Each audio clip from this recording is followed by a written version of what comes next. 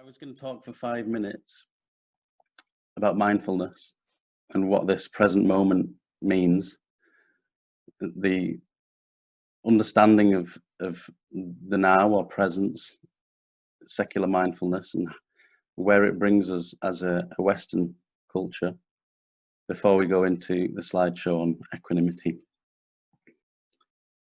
So I'm taking it we've all got ample experience of mindfulness, different forms, perhaps different traditions, which is all interesting and probably speaks to the same component: attention, awareness, the mind in relation to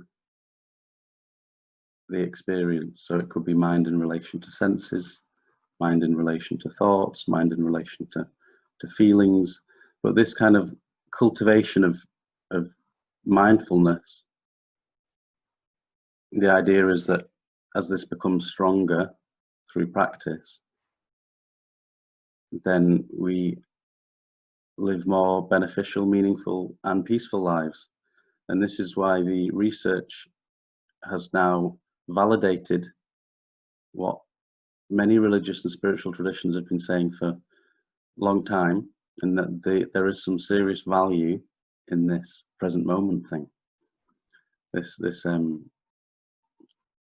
here and now. And it's a really interesting concept, and it's something that I think we probably do at different points of our day-to-day experiences, but the amount of mindfulness really depends on, you know, how strong we've built up this memory or habit, because it's so easily lost, and we're so easily spinning into worlds of distraction and so forth, and we very quickly become mindless. And that's to know shame or wrong doing for a person, because I think the mind is wired up like this. And certainly in Buddhist studies, you know, the depiction of the mind as, you know, elephant mind, monkey mind, that's roaming in different directions and constantly going after distraction of the senses,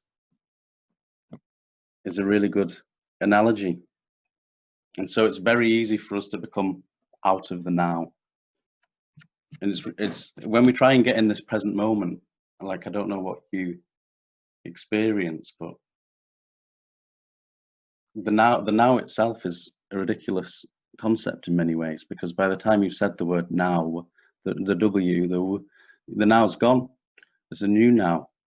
So there's just constant new nowness that's emerging all the time.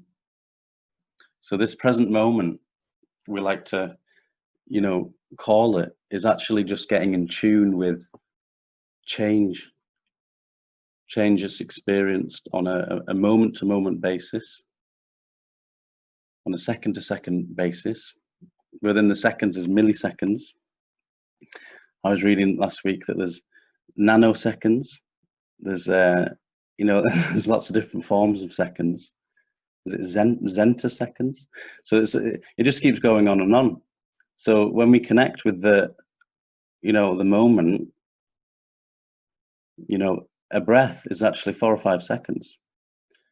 I mean, this is a lot of opportunity to be present when we consider how much time there is, because we're immersed in time, but quite often it's, you know, it's quite an abstract thing. And so it constantly goes from the abstract to the practical when we're mindful. And for me, this has been the biggest benefit of mindfulness in my life, has been to really connect with the mind as it is, or awareness as it is, rather than, you know, get lost in the storyline of Joey, or the storyline of what's happening externally with other people, and etc. So this is so valuable, and the research obviously is backing this up tenfold. You know, 30-40 years ago there was no research, and it's still kind of, oh, it's hippie stuff. But nowadays it's very much taken seriously, and it's moving into new directions too.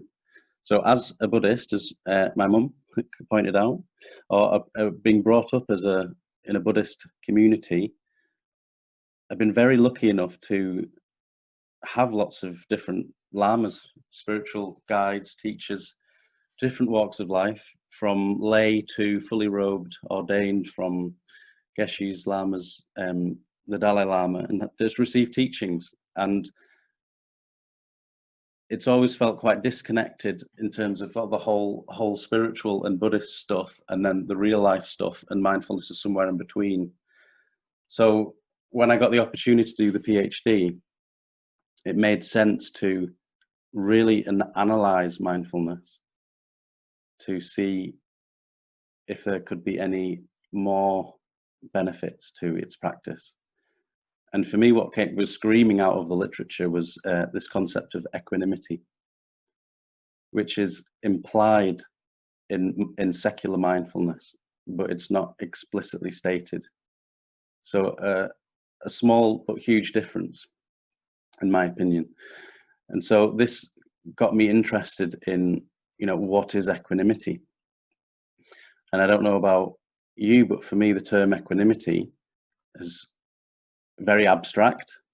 You can't connect to it from our perspective, because it almost feels non-human, and when I go into it further, it's quite a unique construct, really. But I did see its benefit in creating this secular understanding of equanimity and what it means on a very small and practical level. And I think in Buddhism, there's this kind of notion that almost equanimity is some form of long-term goal, perhaps the end goal. When we say abiding in equanimity, free from attachment and aversion, this is a different experience for us to think about. But I think the steps can be made, upfront and discussed and talked about. And so cultivating an equanimity mindset can have some very, useful benefits for Western society. And I'm talking about therapeutic benefits. There is lots of work in the mindfulness, it's mindfulness based, je ne sais quoi now, isn't it? It's all over the place in different forms, but stress reduction, cognitive therapy, you name it, they've got a mindfulness brand or angle for it, which is really useful. But in terms of making the practice a bit more sustainable, long term, a bit more wider applicable, then I think it's really useful to attend to new constructs too. And this equanimity one is new and different. And in the slideshow, I'll show you this difference. But so that's just to set the scene, really. Do you feel like you are fully understanding where I am coming from? Yeah, thumbs up, great. So I'm going to share the slideshow now. So bear with me.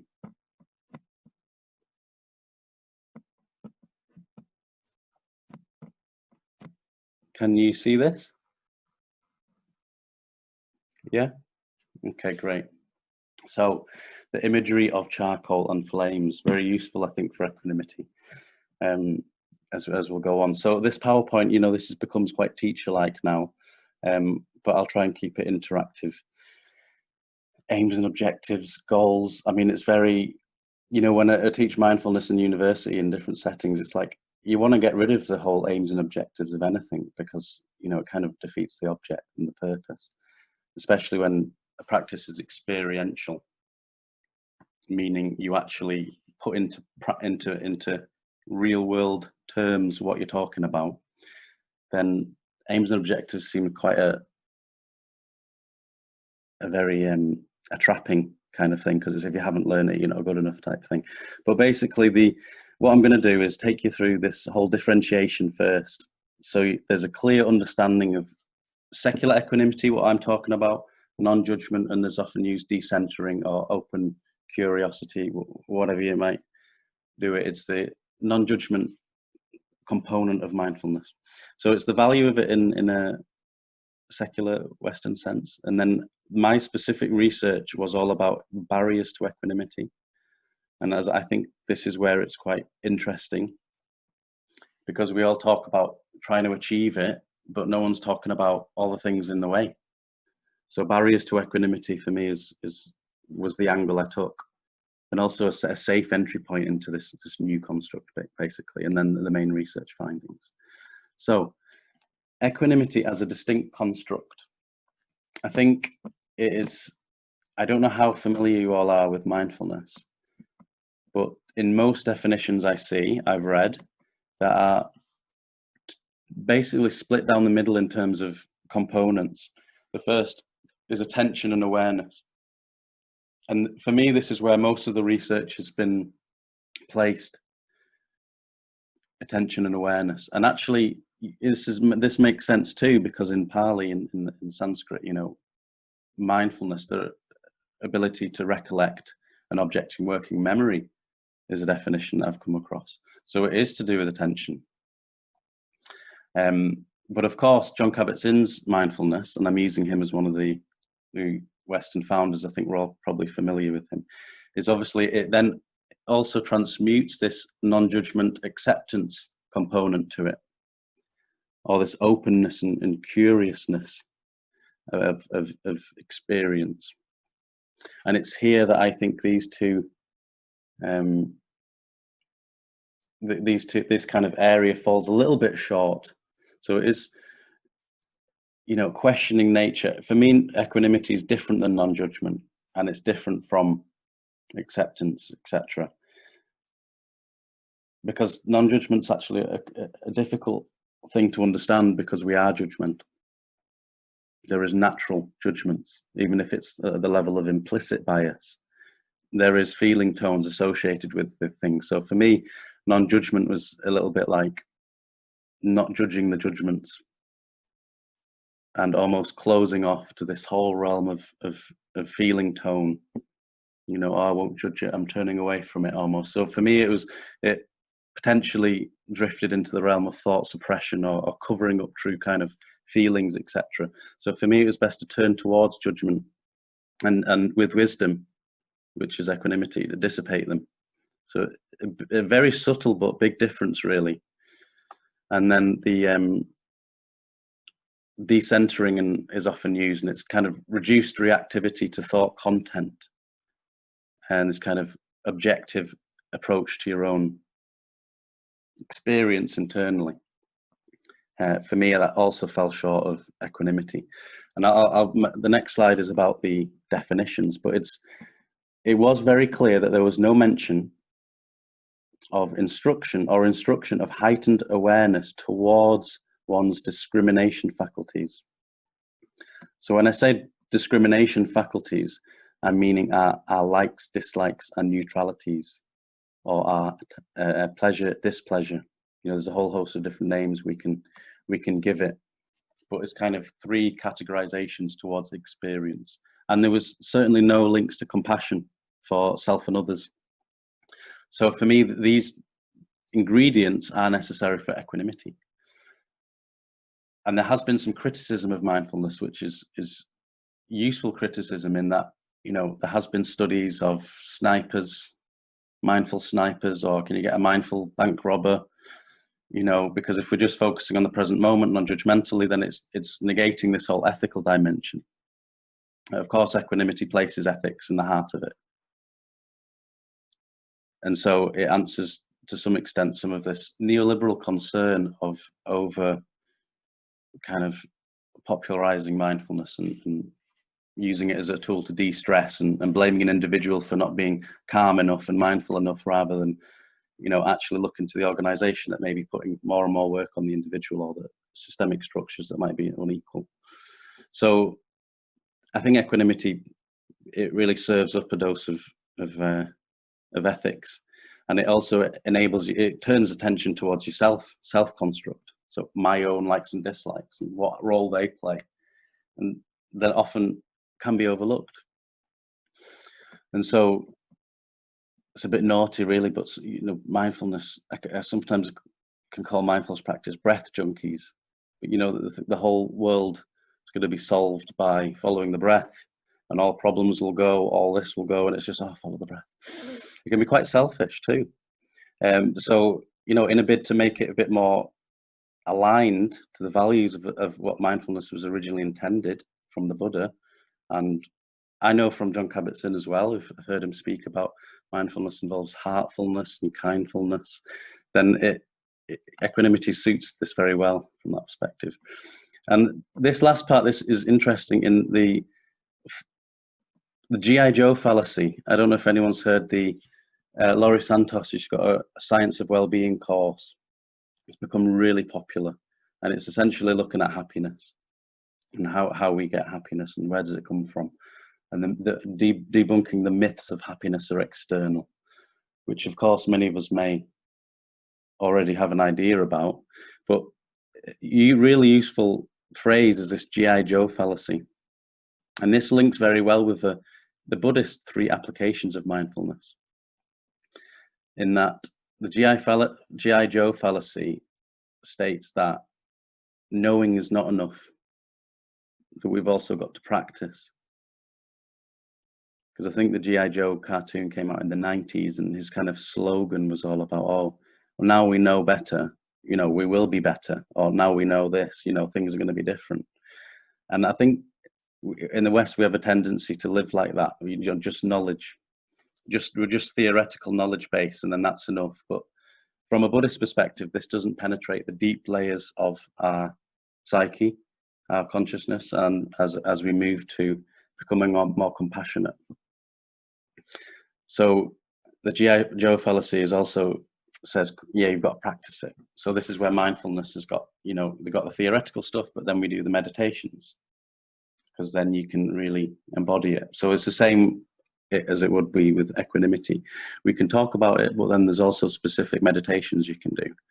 And the first level is intellectually understanding it. The second is we reflect on it. We bring it into our own personal experience and see how it's worked for us. And the third is this meditative quality that we practice. And all 3 layers give us a good chance of changing or embracing these concepts fully. So there was this space quite clearly for equanimity, in my opinion. And I've said already, but there was this implication of equanimity, but it's not explicit. And when we look at science, you know, depending on what scientific paradigm we explore, science and research is made up of different ways of studying. I mean, science is a method of analyzing and studying the world.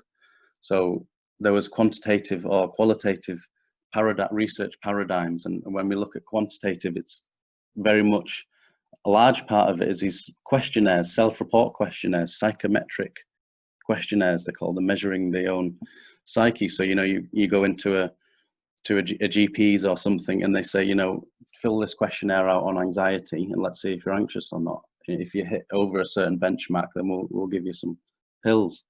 And this is the way that a lot of psychological ill health is measured.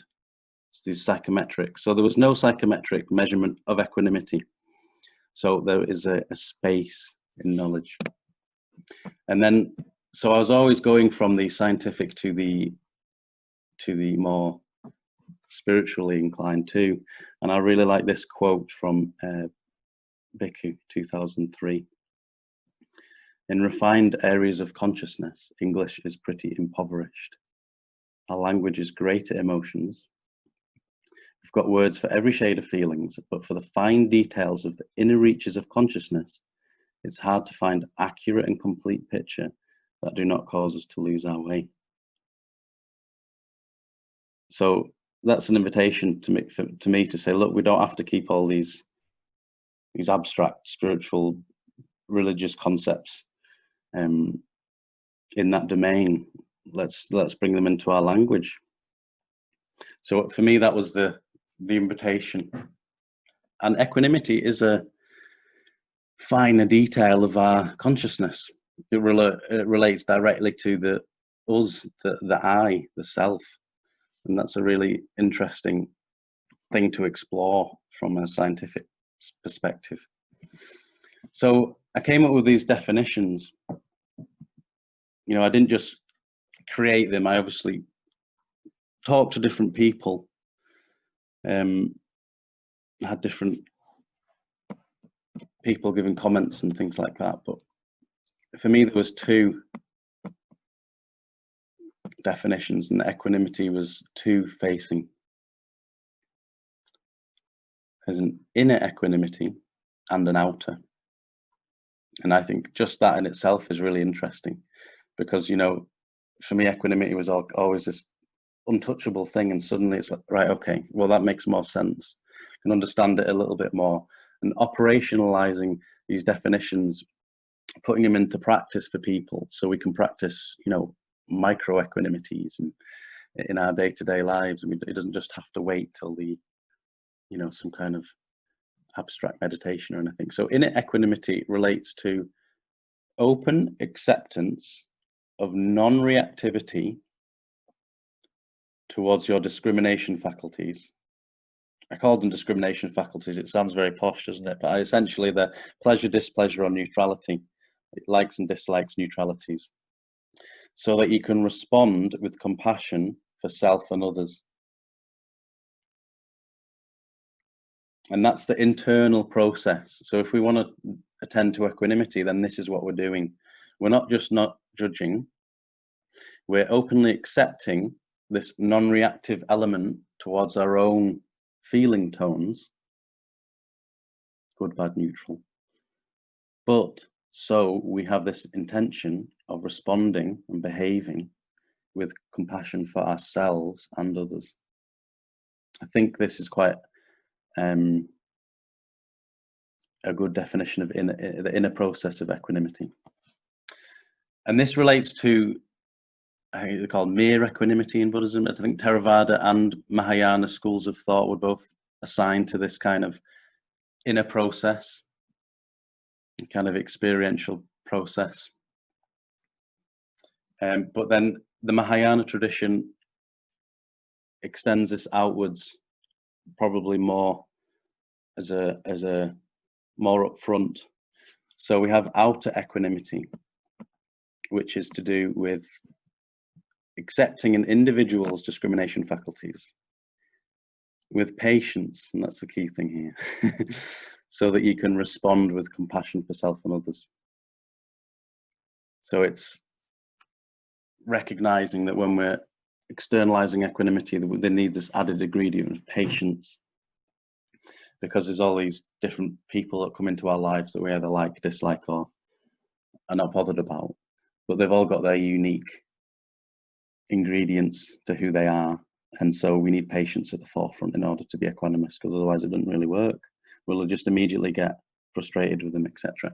So these two operational definitions are, you know, one of the contributions of the PhD, and this was published in the Clinical Psychology journal. So it went out to over 10,000 clinical psychologists in the UK, which is great to think that they'd have this idea of equanimity as a different, unique construct. So that's that. This is just, are we okay, by the way, at the moment? Are you following me, or am I just blabbing on? The beauty of these Zoom things is I don't have any feedback, so I can pretend that you're all having a great time. And I'm unaware of what's actually happening, or even if you're still there. But am I okay to go at this pace, tone, people understanding? Okay, great. Okay, so, and this is just to hit home a little bit more about this non-judgment thing. The definition of non-judgment is the ability to remain accepting of and tolerant towards another person. And, you know, when their condition or response to it gives rise to difficult feelings. But for me, this is, you know, tolerance is not necessarily fully dealing with the potential emotion that it gives rise to in us. You know, because often I'll be trying not to be non-judgmental, but in reality, I'm very judgmental. I just won't show you. I just won't tell you in that moment, and then I'll probably tell my mates or or someone later about it. You know, so this whole non-judgment thing is potentially, I think, a little bit of an oxymoron. It's impossible. You know, even on some level, in some kind of perspective, there'll be this judgmental tone that we have towards an experience. We'll either like it, not like it, or just be not interested because it doesn't titillate or stimulate us. So all experience falls into these categories. That implies a level of judgment on some level. So I prefer to look at non-judgment as a continuum of judgments. So from like a subtle judgmental tone to a more gross judgmental tone. So when we consider equanimity, you know, we've got this whole compassion thing coming in, and it really doesn't insinuate any kind of suppression or withdrawal from a person's true feelings. It opens up this space for a person to deal with what is, with who they are, you know, because we might have judgments that we don't like. We don't like the fact that we do have these judgments, and that's okay. But rather than just press it down and cover it up and just pretend that we're not judgmental, with equanimity, we're fully embracing it. Because equanimity allows you to really look at who you are, self-construct, and you get to grips with things. So it's a subtle but big difference. So for me, this is a healthier acceptance, because it opens this space for us to be with a greater understanding of self. And decentering is often used in clinical psychology, and the idea is we are objective towards self, multiple perspective, disidentification, etc. But again, it ignores key features for me that I think to make a healthy human, such as patterns of thought. You know, when we're non-judgmental, sometimes thought, well, all the time, all of life is information. It's information for something. So it's telling us something. So rather than, you know, just palm it off or become objective to it, you're embracing it. For me, this is a different way of being. So it's a healthier construct, I think, that would be beneficial in the therapeutic sense when we think of healthcare and social cohesion and all of these kind of projects. So here the idea is that we see the world through these lenses. We all have our own unique glasses on. We've got a whole bunch of lenses that correlate to what we like in the world. Taste, feelings, pleasure, football teams, whatever it is, we like things. We also don't like things. We've got a whole bunch of experience that we just definitely don't like. And then there's this other category of neutral, where it doesn't cause us great like or dislike, so it's just there. And we can relate this to people. You know, we've got friends, we've got people we don't like or we find difficult, and then there's people we don't know who's serving us at the canteen or at the petrol station. You know, there's majority of the world is probably neutral to us, and then we've got a few that we probably don't like, that are our nemesis, in our own minds, nemesis, that we keep ruminating on past experiences or events with, and are clearly there to feels like to test us. And then there's a whole bunch of people that we do like, probably family, friends that, you know, we've grown up with and got this association with. But essentially this translates to all mental phenomena, friends, humans, but then objects, senses and so forth. So this is how we see the world, but based upon this experience, I call it kindling. This is all our unique kindling. And these likes and dislikes and neutralities can also be termed good, bad, wholesome, unwholesome, pleasure, displeasure. In Buddhism, it's very much, they use the term, especially Mahayana Buddhism that I'm familiar with, is attachment and aversion. Because the idea is when we like something, we then become attached to it. And the Buddhist definition of attachment, exaggerating the good qualities of an object and then seeking that object as a source of happiness. So, you know, that's Buddhist notion of attachment, exaggerating the good qualities of something and then seeking that as a source of happiness. And the idea is we like it, we want it, we grasp it. There's a grasping onto it. And then we're obviously really upset when then that goes. psychological distress when that goes, or we don't have it anymore. And so we're like, we base our life on this kind of, I want to get what's pleasurable, I want to get what we like, but there's no problem in experiencing and pleasure and what we like and things like that. But the problem is the attachment to it, the over exaggeration of that experience. And then of course the opposite is aversion. So we completely dislike it, or it might start off as a subtle, oh, I don't like that, or something doesn't feel right about that, and then suddenly, it becomes a full-on, oh, right, I'm avoiding that person, or really don't like this, and I'll just won't deal with that in my life. It's not for me. I'm not dealing with that anymore. Strong aversions to things. So that's the Buddhist. And it's not just Buddhist, all of language and all of culture has their own terms for this. And there's an equanimity in all religions, which is also fascinating, which is also why I think it can be very useful in a secular context, because as mindfulness is in all religions, it really is. There's a presence in everything. So can equanimity. And it also looks to feelings, how we are in relation to feelings. So does that make sense? So in a sense, then we've got all this kindling ready. We are essentially a pile of kindling in terms of mental constructs, just ready for that petrol to be poured on us and the flame to be lit, and then we'll burn up. So when we think of mindfulness, present moment, really relates to feeling tones, brings feelings into the mix. So just as I think mindfulness has collectively helped us understanding that we are not our thoughts, perhaps, I think equanimity would help us with we are not our feelings too, or less attention to our feelings. Because obviously, we have, as kids, we're brought up with, oh, you get what you like and you get that and you don't like that, and they're kind of really nurtured, and our feelings become very much part of our identity, who we are.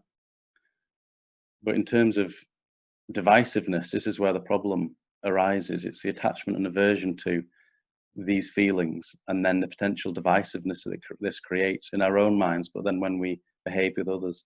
And this is where lots of the potential problems with society occurs. Fights, right, wrong, good, bad, this is my view, that's your view, and somehow this lack of connection, because it appears, the mind makes it appear that we're all so separate and so unique, and they've got all these differences, when in actual fact there's so much more similarities, and every single human is just expressing their own likes and dislikes because they so intrinsically relate those to the self-concept. So we've all got our own kindling. I hope that makes sense. It might not be anything new for people, but we're essentially a lit fire. And then of course what happens is, when we experience reality, whatever that is, it could be a person, event, mental image, memory, future fantasy, essentially what's happening to the body is that there's first of all a sensation, which gives rise to a feeling. This is the feeling, this is the whole realm of initial inquiry for equanimity, and that will immediately associate a like or a dislike with this feeling. But then this will quite quickly probably manifest in a thought, oh, I don't like that person. Oh, what they said was awful then. Oh, and then you've got this opinion, and then it's almost like a fixed thing rather than a fleeting transitory moment in time. It becomes this big fixed way in which we can relate to things, and then obviously there's emotions can arise on the back of that. So obviously if we take this at the simple level of something we like, oh, that feels nice, oh, I like that, oh, they're a nice person, I'll invite them around next time, and oh, they've made me really happy, or exaggerating the good qualities of the person, or so forth. And obviously, if it's the opposite, then it's, you know, might result in anger or jealousy or whatever it is because of a sensation that's given off. Does that make sense? Yeah, so in essence, we're ready to burn. And I particularly like the scientist Jill Bolt Taylor, who came up with that 90-second emotion analogy, which is really useful. I think that emotions last 90 seconds. So for me, the real power, the real noble power, would be in that being able to burn for 90 seconds is all we need to do to then, you know, be more compassionate. Because I think, I don't know about you, I mean, I can only speak for myself, but don't like pain. Any form of mental distress, oof, you know, it's a massive aversion really quickly. But I guess with this, it's teaching me more and more to embrace that, be with that, with equanimity. And if I can last 90 seconds, then I'm doing quite a good job. And so that's where the science is really useful. Western science merges with ancient wisdom.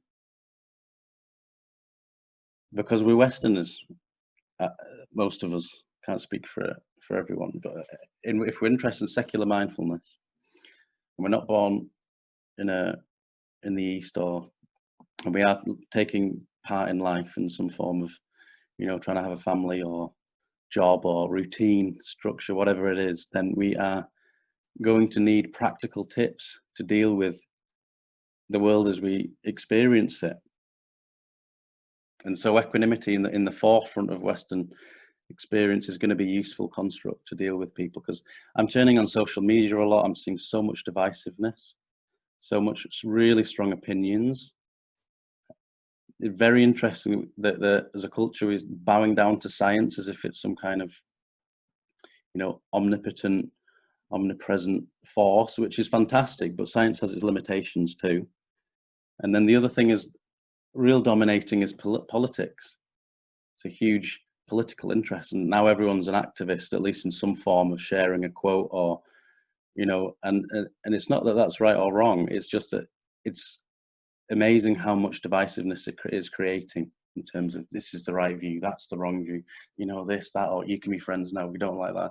There's a lot of clashing, and it's this that I think equanimity pours a cool head on people. So they may still have your opinion, where you will have your opinions, you can still embrace your likes and dislikes, but they then don't become this, you know, lit fire that you then, you know, see something on social media or have a comment with someone, and then the rest of your day is completely dominated, and you feel, you know, you're all emotional and can't get over it, so to speak. So it's the attachment to the basic likes and dislikes. We should be able to embrace people of different political viewpoints, no matter what, and not have that impact this human connection, which goes beyond the human connection that's running in between us all and around us, is this presence, is this present moment awareness, and all the other stuff, you know, based upon the self-concept that links with likes and dislikes, etc., is a form of divisiveness if we allow it to be so. And this is where the Dalai Lama is obviously incredible at talking about common humanity, that how much is similar do we have, rather than all these differences, but we only seem to behave down the vehicle of these differences rather than this common connection.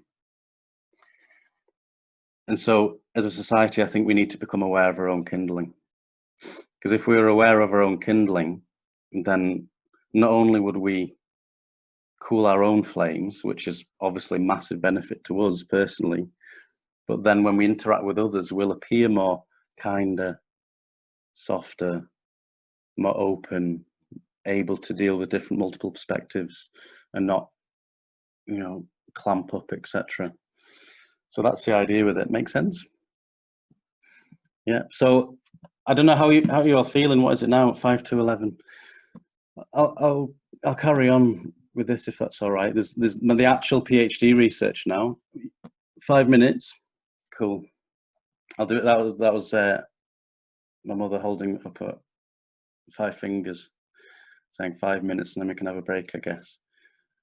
So this is a precursor, really. This is almost like the theoretical stuff, the research, the reading around mindfulness, the ideas that have created it to where I wanted to go. And when I looked at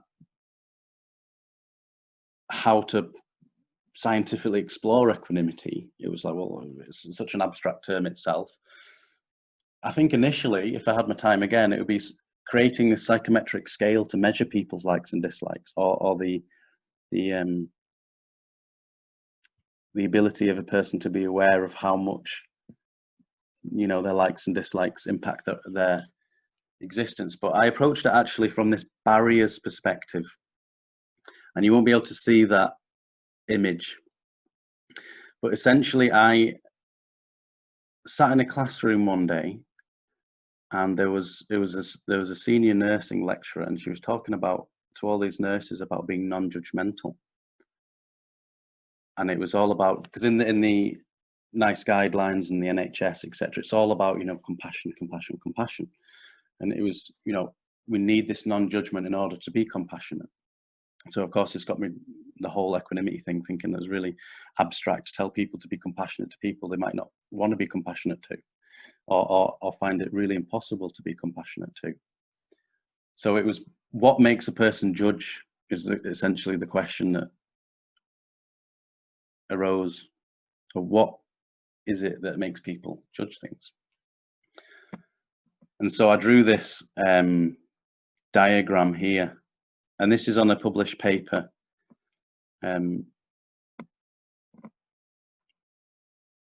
But basically, you know, I've separated all these domains. You can see there's four different domains or spheres of judgments. And this first domain, which is this top square, I called it this inherent domain. So this inherent domain is at the level of implicit bias in terms of primal judgments that we don't know that are there, that are clearly there. Or you can't really explain this judgments, but they all relate to self. So it strongly relates to who we think we are on the planet, or where we come from too. So it relates to our ontological belief system, which is, you know, a fancy term for why do we think we're here. And there is the nurture debate from a scientific perspective. Obviously, the Buddhists think there were reincarnation. Some people would say we're God-given. Some people just say, look, it's a product of mum and dad, DNA, or a test tube. You know, I am who I am because of the DNA and the biological factors. So whatever that is, this kind of, when we're born, we have this inherent domain of judgment. And this is this real primal layer of like and dislike. And this is actually, believe it or not, backed up in science because of all the studies on babies. You can see that as babies, we're completely different and we gravitate towards different things. And at an early age, we have these likes and dislikes. You know, some of us like to be cuddled more, some of us don't.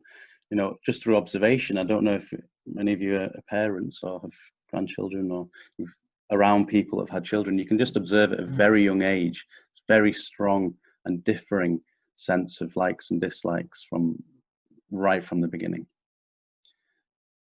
So this just pays respect to that fact that we're all different on a very, very basic primordial level. And then on the back of this diagram, there was this other diagram called naturally occurring ignorance, and this is basically relates to the self-concept. So the idea of if the person really thinks they're fixed, that I am this and this is my judgment and it's right, then what it'll give rise to is either accepting or rejecting another person or an idea or a belief based on their self-concept. So it's almost like we believe our primal emotions and therefore we're going to conflict with those who contradict. So this is all at the level of almost non-awareness. If we weren't aware, then we would naturally accept and reject things. We would naturally come into conflict with those, but you know, a whole host of reasons. Maybe it's fear or whatever, or so forth. But that is the first domain that, believe it or not, I tried to measure. So how I tried to measure that was very much the kind of how fixed do you believe your self-concept is.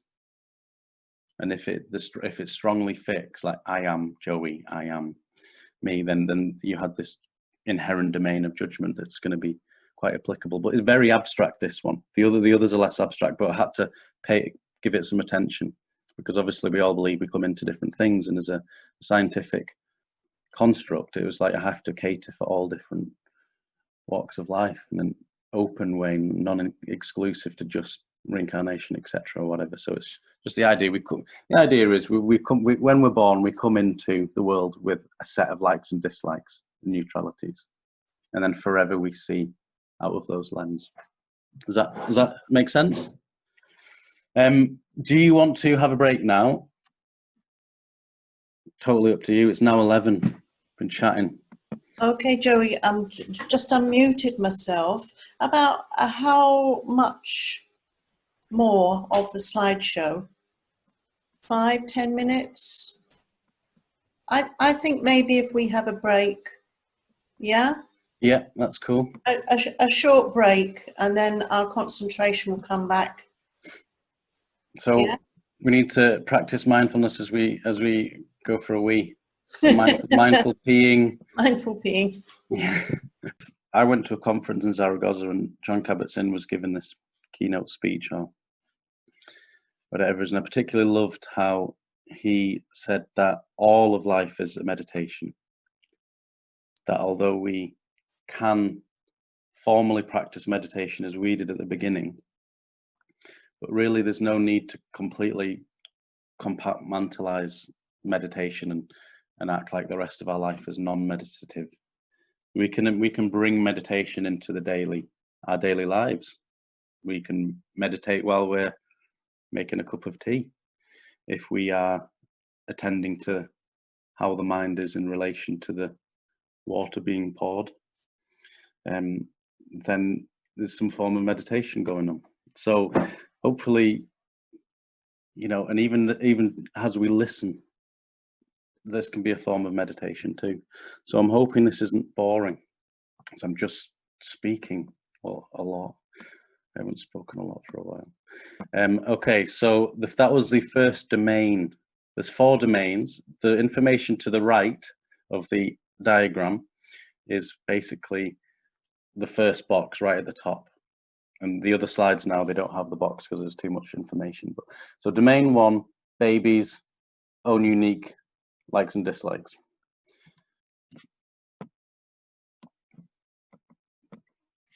So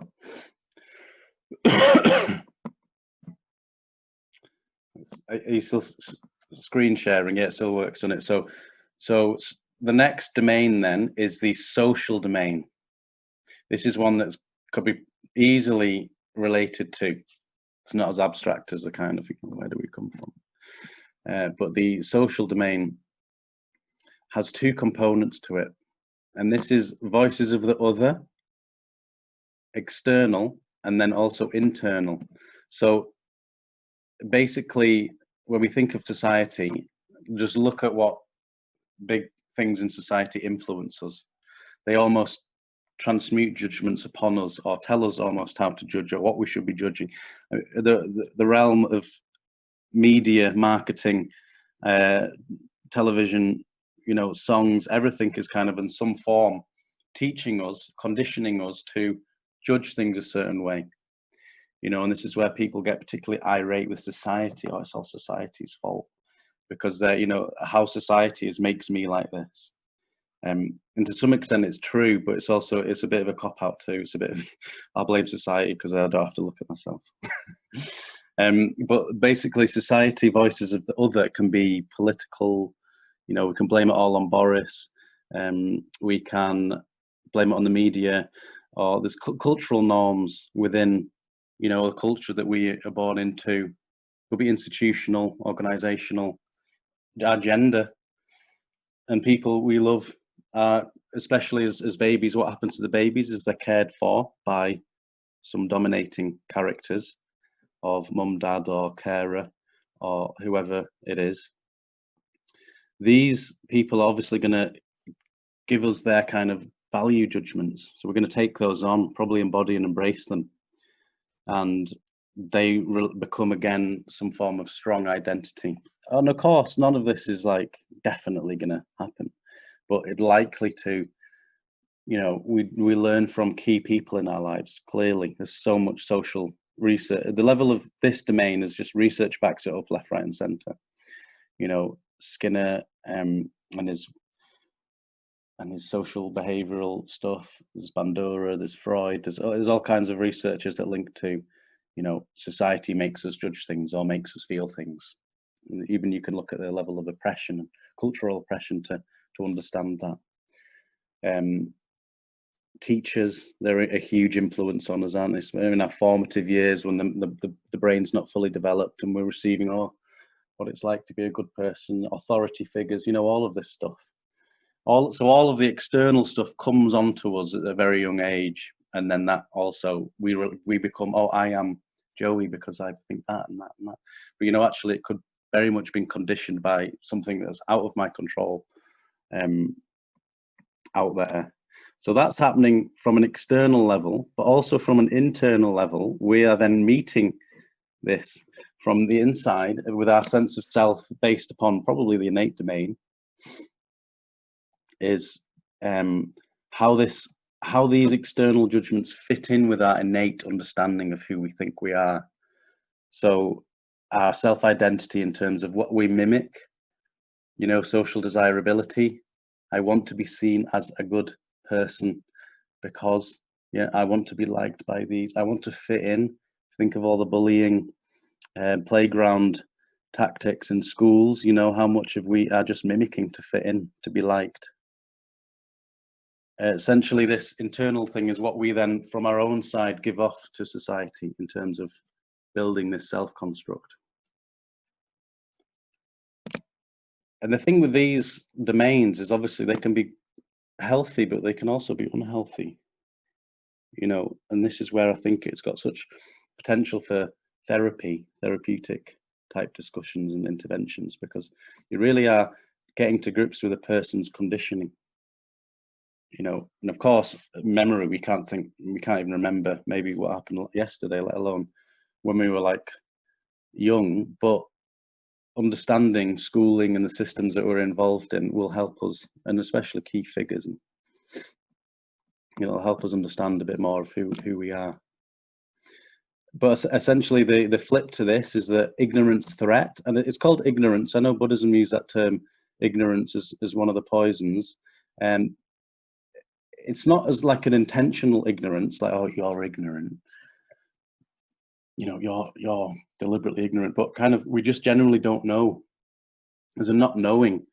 So we might be particularly vulnerable to society. You know, this kind of naive or a naive person perhaps is going to be a bit more vulnerable. So the threat here would be believing what we tell ourselves as a fixed reality without introspection. So believing what the government says or believing what our friends says, you know, we don't look at ourselves, we don't analyze it in relation to us, and then this becomes part of us. And also like being open to what we like, but closed towards what we dislike. Because obviously at this stage, we all want what's nice. So if we don't like something, that at this social level, it's more and more likely that we're going to build up these barriers.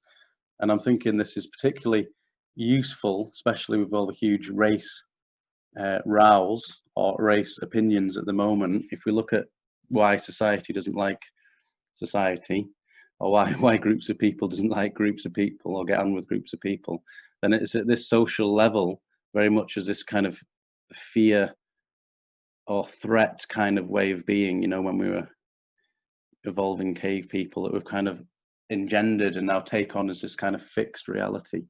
But in actual fact, it's just the fact that we're not introspective. And if we were, more understanding would surely reduce the likelihood to, you know, be in conflict with another group or group of peoples. So also this very much because of the kindling, you know, we will believe what we are sold and told based on our emotional reaction. So, you know, if something makes me angry, then it's, oh, you're definitely wrong. It's your fault. Or something makes me jealous. Oh my God, look what I did. You know, but actually the construct of the wrongness and rightness lies with us and our kindling too. So it's this dual approach. We have to be sensitive to society, but also sensitive to our own conditioning, and perhaps less pointing outwards. We don't always have to point inwards either, but a kind of balance. And it's equanimity of this constant. It's like a dance with your own feelings. You know, at the beginning we're kind of a bit clunky with our feelings. It's, oh, I am my likes. I'm not my dislikes. And it might be weird to almost not feel my likes or not believe that those are totally correct. But essentially, like dancing, I think if you're learning the waltz or something, if you get to grips with equanimity before you know you're doing a beautiful dance with yourself into how you are in relation to the world and how you are and reactive to the real world. And that's this equanimous way of being, this kind of, you are buoyant with your passions still. It's not telling you to be non-reactive. Don't do anything. But at the same time, it's saying don't, you know, light your own fire. So at the beginning, it might be a bit clunky, but essentially the more and more with wisdom and understanding, we will be in harmony with the world. We'll be fully congruent with ourselves, fully authentic too, because we're really analyzing and looking at self. So this is the social domain. Next level, the level of interaction. Interactive domain. This is very much the mindfulness, if you like, domain as the present moment. So the present moment carries these subtle feeling tones based on a combination of box 1 and 2. You know, I've been very prescriptive here. But who we think we are as babies and what society's done to us, but what we've given back to society creates this who we are now, right now, looking at the screen. We are interacting, or well, pretty much I'm interacting, you're listening. So it's some part of, there's a combination of things going on here, from sound to ear to interpretation. And this interactive domain is basically going to be mindfully catered to or rejected or accepted based upon a whole combination of other variables too.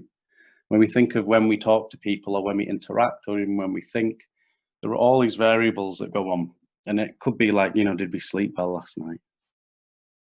Or was the full moon or the rain and the gales keeping us up? So we're feeling a little bit already like we are not 100% present, or we're not fully open to experience as is, because we're still tired and we're lethargic and whatever. It also could link to our communication style, our lethargy, physical well-being, memories. You know, if I say, oh, this is Joey speaking, oh, actually, I remember when Joey was 5 or whatever. And so the mindlessness potential is based upon this interactive domain. So the cultivation of mindfulness makes us more present with equanimity on this interactive level, because we are mindful of all these things that potentially, you know, throwing us off course or giving rise to certain emotions, stress, how we label things. Oh, I like this talk, I don't like this talk, you know, or whatever it is, or this habitual response that trickles through who we think we are. So circadian rhythm, particularly with the sleep and everything. And so the ignorance threat here would be that whatever we experience, depending on how we've interpreted it, the mind's projected, it's either positively received or rejected based upon these layers of threats of our own ignorance, really, based upon this self-concept. So they kind of, how we align the present moment interaction that we're having now is either going to be positively or negatively received or neutrally received, but based upon these combination of box 1 and box 2 and now box 3. Does that make sense? There's some nods there. I don't know if it's gentle nods of encouragement or just like, whoa. But yeah, so this is level 3. Level 4, last level. It's like a computer game, isn't it? Computer game to our own minds, a computer game to our own judgmental way of being. So then level 4, the reflective domain. This is not kind of some kind of hierarchy either, where, you know, level 4 is more important than level 1. It's kind of the idea that this whole domain spheres are interacting with each other at different times, you know, giving off this impression of I am here, I am self, this is me type thing. So the reflective domain is an easy one to think about, really, because it links present experiences to past, or projects future fantasies about experiences. So solidifying the sense of self based upon all these domains, but particularly this relates to memory. So how well, you know, things received, then you're going to form an identity. Oh, this is this person, you know, because of that interaction. This person, I like this person, or I don't like this person, or I'm neutral towards that person. And then, of course, this is where we then kind of assign characteristics to people, and we'll probably run the risk of stereotyping to fit perception of how we've interpreted reality. And we kind of justify the experience. Oh, that was a nice talk. That was a good experience. I'm glad I did that, or I didn't like that. And then that'll influence how we then relate to the world and future experiences. So then this ignorance threat is experiences then simply categorized into these good, bad, and neutral boxes, which further justifies and solidifies self-concept. So then we have all this fixed sense of judgmental likes, dislikes, and neutralities, and we experience them as if, you know, they're very real and vivid. But with understanding, we could say, well, where's the judgment coming from? And it's a big thing to think about. Where we're now 11:30. Okay, so that's the domains that made up this equanimity barriers scale.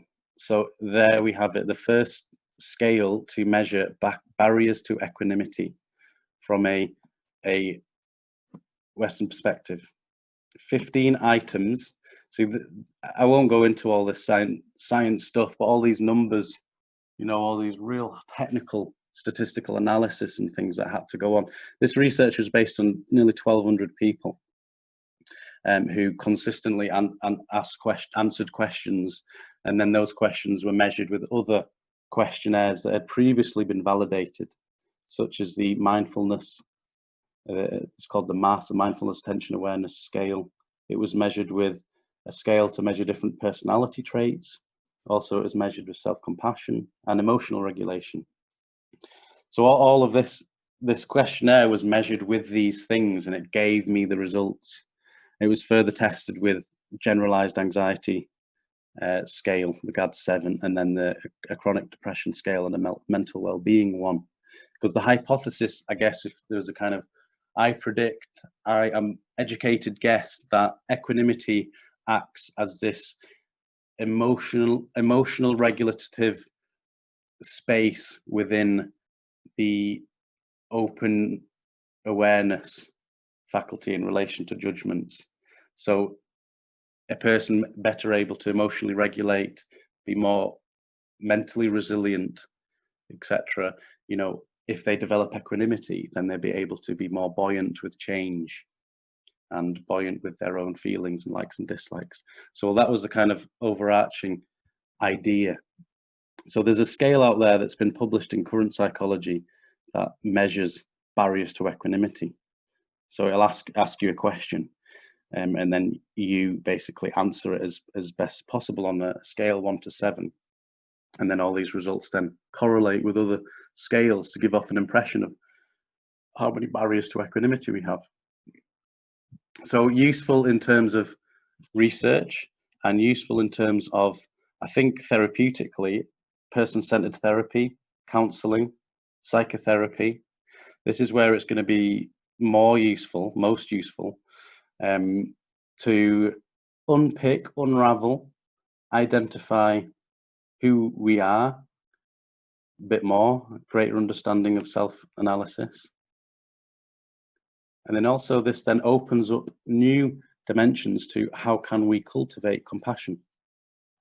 Because one of my hypothesis also was that, you know, mindfulness, we stabilize concentration, tension, but with equanimity, we become more able to react in relation to our likes and dislikes. But from this perspective, we're then able to extend parameters of our compassion to people we like, dislike, find neutral.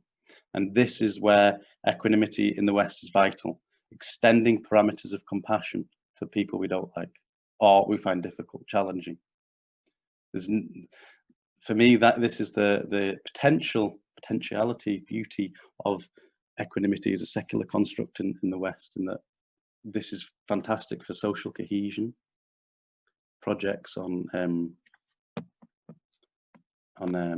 harmony, and all less divisiveness, a less divisive mind, less conflict resolution. I mean, there's a huge area that it can go into in terms of conflict resolution too. So that's this scale basically. And so I'll go through the results quickly because it's 11:30 now. My computer's froze. It's a shame. I think it's too much talking.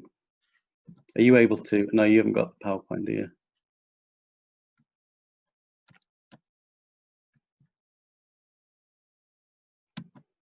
What I'll do is I'll stop sharing and then reshare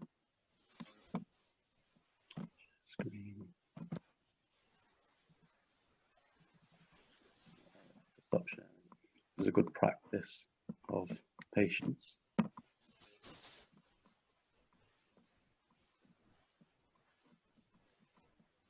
Yeah, here it is. Okay. So if I share that screen.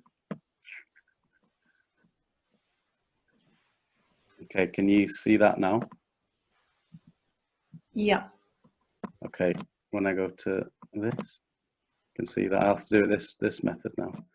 Okay, so the findings are, I'll briefly go over these because I think the science is it's dry.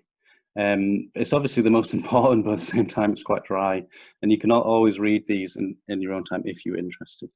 So the DARES, there is a difficulties in emotional regulation scale. The findings were that those with higher barriers to equanimity were less able to develop positive coping strategies, more likely to be non-accepting, have less ability to develop resilience. They were likely to have higher impulsivity and lack self-awareness and clarity. So that's in relation to this difficulties in emotional regulation scale. So quite a few interesting findings with that one. One of the most nice ones I liked was the validation with self-compassion. It actually correlated that those with greater self-compassion had less barriers to equanimity, which is really interesting. And you assume it's that we're less beating ourselves up, we're less, our minds are less kind of divisive against our own feelings, and have this greater notion of common humanity and this kind of ability that if we're kind to ourselves, we're then able to be kind to others.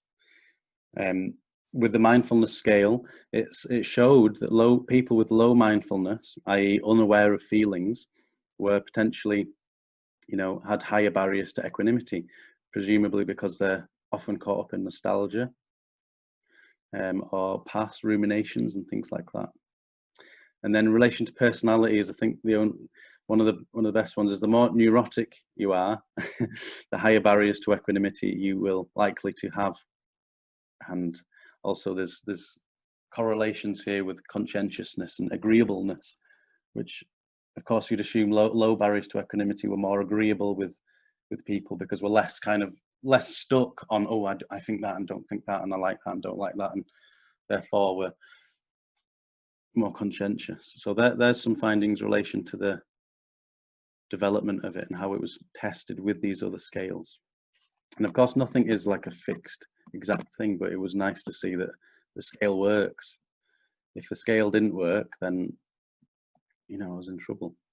But basically also then this was tested with more of the hypothesis ideas in relation to mental well-being, and it was found that it was correlated, the equanimity barrier scale was correlated with this GAD-7 insofar as those with higher barriers to equanimity are likely to have higher levels of generalized anxiety. So that's assuming that if a person has more solider sense of self, and this is me, then they're going to be more anxious about reality, about what they come across, how they interpret things, because they're very much at this level of fixed, oh, this is me and I like this, and if I don't like that, then it's going to upset me, you know, rather than allowing this to like come and go, the transitory nature of nothing's fixed, and the fact that, you know, we can experience that dislike and then allowing go is actually going to, probably the mind would ruminate on this and then create this kind of anxiousness towards thought content, towards being. And then it was found that those with higher barriers to equanimity are likely to experience higher levels of chronic depression. These are just testing with 2 scales, you know, there's not like, this isn't a definite, but these are tentative results that are quite interesting for further research, really. So higher barriers to equanimity, the more we believe in a fixed sense of self, the more we really truly believe in our judgments, our innate social interactive and reflective judgments, the more likely we are to experience depression, which is an interesting one. And then, of course, the less barriers to equanimity likely to have greater mental well-being. So when we think of mental well-being, it apparently relates to judgments, feelings, sense of self too. And then another interesting one is that as we get older, we tend to have less barriers to equanimity, which might be quite interesting. And that's, you know, we all often say, you know, the older we get, the wiser we get. Perhaps there's this natural learning of how to relate to our own sense of self that over time becomes, you know, better able to respond to our likes and dislikes, and it's just kind of a natural learning process. So I thought that was quite interesting too, to come in. But those are the specifics of the actual findings. So it left me with these reflections, really, that, I mean, I go back to the first point, it depends what our idea of equanimity is, but a full state of equanimity where we're completely non-reactive, it's probably impossible. But we can certainly become more familiar with, and as a construct work with and explore equanimity, so we are more able, more resilient, more able to be emotionally regulated with an equanimous mindset. And so in this sense, we can, you know, at the intellectual level, have a sense of equanimity with how we respond to things. And who knows, you know, maybe obviously this research is really early and there's not much other research in equanimity. So maybe we'll see new things emerging in the next few years. The way science is going, this is the wish and the hope, is that this acts as a springboard for some other fascinating ideas, really. You know, the more links to equanimity and compassion, working with difficult people, etc., will be the natural thing to look at next. So it's a vast process that involves commitment to self-analysis and potential transformation. So it's not for the faint-hearted. But we can practice by cultivating this inner awareness towards who we think we are, and as a way to relate to the world. But if we go back to thinking about the applications of mindfulness, the first one intellectual, second reflective, the third one is meditation too. And I think certainly with art, if we are so fixed to our likes and dislikes, then it's going to be quite hard to penetrate if it's just intellectual, because we might think about it and think we are equanimous, and then, you know, something happens and we're complete in a rage, a fitting rage of anger or whatever. So the meditation, I think, is really key, especially when it's coming to working with challenging people, because it, you know, gives us that level of unease perhaps when there's conflict around, maybe the heart rate rises, things like that. So, you know, that'll take some practice. So it's perhaps more easily understood as a tacit process over time when it relates to age. And I think that mindfulness has taught us we are not our thoughts. So now it seems we are not our feelings either. So the EBS, the equanimity barrier scale, shows us that a collection of these barriers is actually could be flipped to understood as simply the way we relate to ourselves. So how we are in relation to our own self-concept. So self becomes paramount. And then the idea is if all of these conditions are just conditions, and the stronger we relate to these conditions is the stronger we're likely to experience anxiety, depression, you know, then actually what is self? And that's something that is something to be discussed. But basically, this opens up, I think, some new areas of research and also adds to existing bodies of knowledge when we think about the mind-life conversation with the Dalai Lama and Richard Davidson recently. They were mentioning about implicit bias, and working at that level will help us as a society become stronger, more compassionate. And so if we are open enough to be less fixed towards our own likes and dislikes, and actually just that simple fact of turning inwards can go a long way. And this is basically how we're left in terms of my own research. But there's, yeah, the idea that we better get practicing because you know, we've just had a little intellectual discussion about it, but of course the true work starts now as a society. You know, if we want to cultivate equanimity, what does that mean? It means heightening our own sense of awareness to who we think we are, observing, being mindful towards our own feeling tones on a moment-to-moment basis, and then you know, bringing this into a practical context, everyday situations.